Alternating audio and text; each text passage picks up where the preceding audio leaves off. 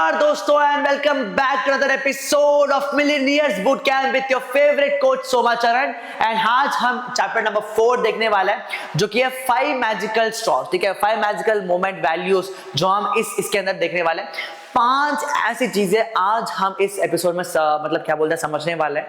And मेरे साथ आप पेन एंड बुक लेके रखिए, इसमें आपको थोड़ा लिखना और आपके बारे में आपको और समझना इंपॉर्टेंट होने वाला है, क्योंकि ये मैं 5 वैल्यू जो आपको मैं बताने वाला हूं वो आपकी पूरी की पूरी इस बिजनेस जर्नी के अंदर बहुत ज्यादा हेल्प करने वाला है। Before we get into the skill set and tool set and क्या बोलता है बाकी सारी चीजें, क्योंकि ये चीज काफी ज्यादा इंपॉर्टेंट है आपके माइंडसेट को बिल्डअप करने के लिए, ठीक है। अगर आपके पास ये माइंडसेट ये चीज और एपिसोड आपने मिस कर लिया तो मान लीजिए आपका माइंडसेट कभी भी स्ट्रॉन्ग सेंस में नहीं बनेगा एंड नहीं बनेगा, ठीक है। तो चलो चलते हैं, हम इस एपिसोड में चलते हैं।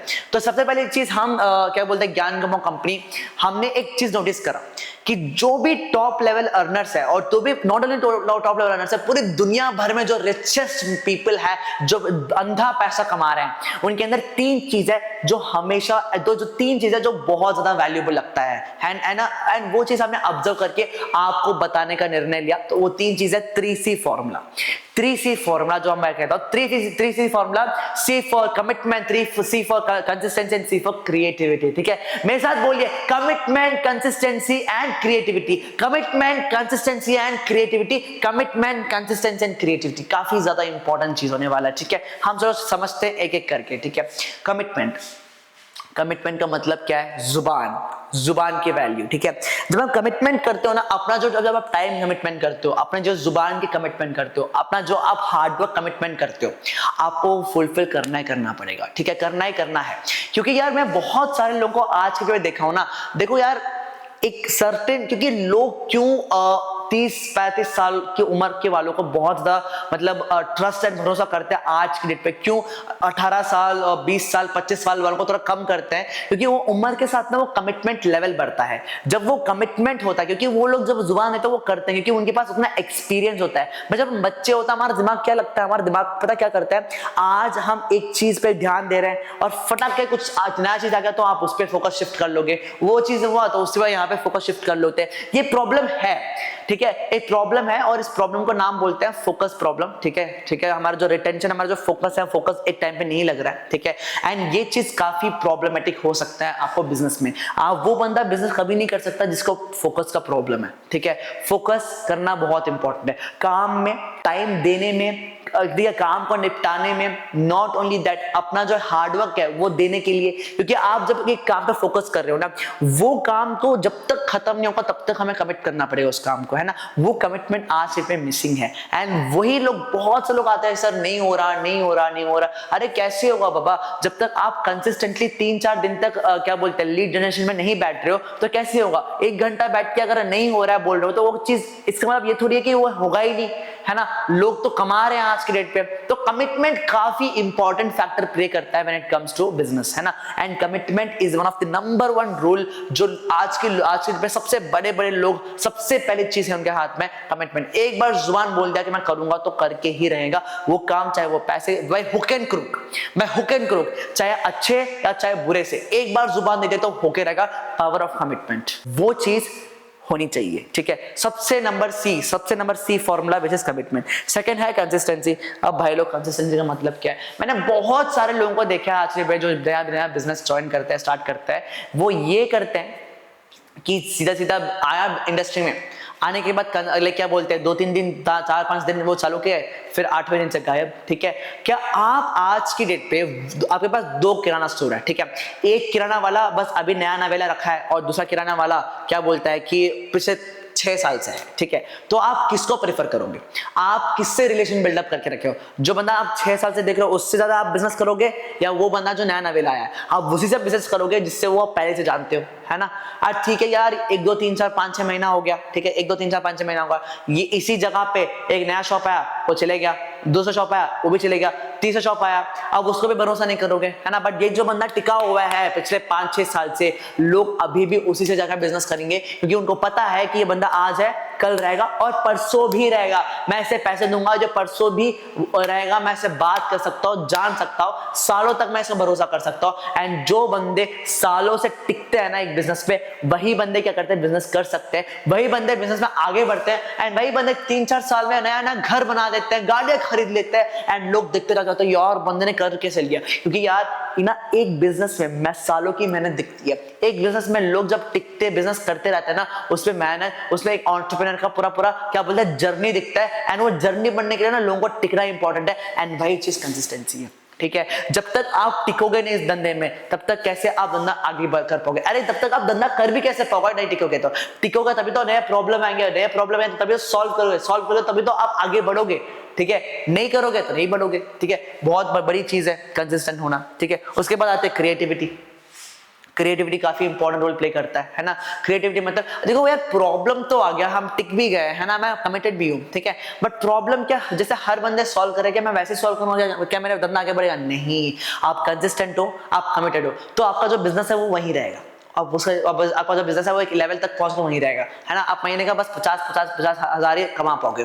जब तक आपके अंदर जो क्रिएटिविटी, आपके अंदर की जो बच्चा है वो जगह नहीं रहता, आप क्या होता है, आप स्केल नहीं कर सकते, ठीक है। आपको ना क्रिएटिव प्रॉब्लम सॉल्विंग होना चाहिए, क्रिटिकल प्रॉब्लम सॉल्विंग होना चाहिए, तभी आपका जो बिजनेस है वो हमेशा ग्रो करते रहेगा। अरे यार मैं हर दिन का 50,000 तो कर रहा हूँ, मुझे 50,000 से 1 लाख में पहुंचने के लिए मुझे क्या करना पड़ेगा? वो अलग सोचना ही क्रिएटिविटी होता है। ऐसे यार मेरे को ना रील ना बस मेरे को 10-15 हजार ही रीच आ रहा है, मेरे को 1 मिलियन रीच कैसे लाऊं? अलग करना पड़ेगा कुछ जो आप कर रहे हो, है ना। वो क्रिएटिविटी जो जिसके अंदर है ना, वही बंदा आज पे काफी दमदार और बड़े लेवल पे पहुंच रहा है, ठीक है। ये 3 चीजें, बट ये वैसे 5 मैजिकल मोमेंट नहीं है। 5 मैजिकल मोमेंट ना मैं बताऊंगा, ठीक है। 5 मैजिकल मोमेंट हम समझते हैं, ठीक है। 5 मैजिकल मोमेंट वैल्यूज बहुत इंपॉर्टेंट है। तो जैसे मैंने नोट एंड पेन मैंने आपसे बोला था स्टार्टिंग में, आई होप आप सब लोगों ने नोट एंड पेन लेके रेडी हो, ठीक है। तो ये जो 5 गोल्स है, 5 चीजें है ना, वो आप सबके लिए अपने अपने चीजों के लिए क्या क्या एग्जैक्ट है वो आप लिखने वाले हो इसी वीडियो के अंदर, ताकि आपको आपके 5 मोस्ट इंपॉर्टेंट वैल्यूज समझ आ जाए, आप उसको सोच पाए, उसके लिए हर दिन काम कर पाए, ठीक है। हर दिन काम कर पाए, ठीक है। पहली बात, गेट योर वाई क्लियर। आपका वाई लिखिए, क्वेश्चन मार्क करिए, उसके बीच में आंसर लिखिए। अब मैं आपको एक सीरीज ऑफ ऑप्शंस देता हूं, आप उनमें से सिलेक्ट कर सकते हैं, और ये तो आप खुद का भी हो सकता है, आप खुद का भी लिखिए, ठीक है। क्यों आप लोग इस बिजनेस चालू करना चाह रहे हो? सबसे बड़ा सवाल, आपको क्यों बिजनेस चालू करना है ना। बहुत सारे लोग अपनी इज्जत कमाने के लिए बिजनेस चालू करते हैं, अपनी इज्जत घर वालों के सामने कमाने के लिए बिजनेस चालू करते हैं। बहुत सारे लोग इंडिपेंडेंट होने के लिए बिजनेस करना चालू करते हैं, है ना। यार मैं ना बहुत बोझ हो रहा हूं अपने फैमिली के लिए, अपने हस्बैंड के लिए, या मैं इंडिपेंडेंट होना चाहता हूं इसलिए मैं होना चाह रहा हूं, या मैं सेल्फ रिलायंट होना चाहता हूं, एज मैं स्टूडेंट हूं, यार मैं घर वालों को बहुत परेशान कर रहा हूं, मैं स्टूडेंट हूं और मुझे अपने लिए खुद के खर्चे निकालने, इसलिए बिजनेस चालू कर रहे हैं, है ना। यार नहीं यार, मुझे ना एक्चुअली ना अपना ड्रीम घर लेना है, मैं अपने फ्यूचर के लिए काम कर रहा हूं, ताकि मेरा एक सोर्स ऑफ इनकम बन के मैं कुछ अपनी लाइफ में आगे कुछ और कर पाऊं, है ना। एकदम मैं जीरो में खड़ा हूं इसलिए हो रहा है। यानी तो यार मेरे लिए ना यार मेरे को मेरे अपनी फैमिली को सपोर्ट करना है ना, फाइनेंशियली मुझे घर पे को बहुत कुछ कंट्रीब्यूट करना है, इसीलिए मैं बिजनेस कर रहा हूं, है ना। नहीं यार मेरा जो सपना है ना, मुझे बहुत बड़ा बिजनेस करना है, बिजनेस के लिए मैं पैसा इकट्ठा कर रहा हूं इसलिए मैं बिजनेस कर रहा हूं। नहीं यार मुझे ना क्या करना है, मुझे ना फ्यूचर में जाके, ठीक है, फ्यूचर में जाके मुझे इन्वेस्टमेंट करना है, तो मुझे इन्वेस्टमेंट के लिए मैं पैसा इकट्ठा कर रहा हूं। जो भी आपका वाई है, जो भी आपका वाई है, नहीं यार ना मैं ऑलरेडी जॉब कर रहा हूं ना, मेरे को यार मेरा जो सैलरी वो बस नहीं हो रहा, मैं एक एक्स्ट्रा सोर्स ऑफ इनकम करता हूं, है ना, उसके लिए भी आपका वाई हो सकता है। आपका जो भी वाई है, आप जिस किसी भी रीजन में अकेले आपने ज्वाइन किया हो, मतलब क्या बोलते हैं इस बिजनेस को, आपका जो वाई है वो पहले लिखिए, बहुत इंपॉर्टेंट है, ठीक है। उसके बाद पहला वैल्यू तो ये हो गया, आपको अपना जो पहला वैल्यू है वो समझ आएगा कि भाई मैं क्यों ज्वाइन किया हूं, ठीक है। वैल्यू का मतलब क्या?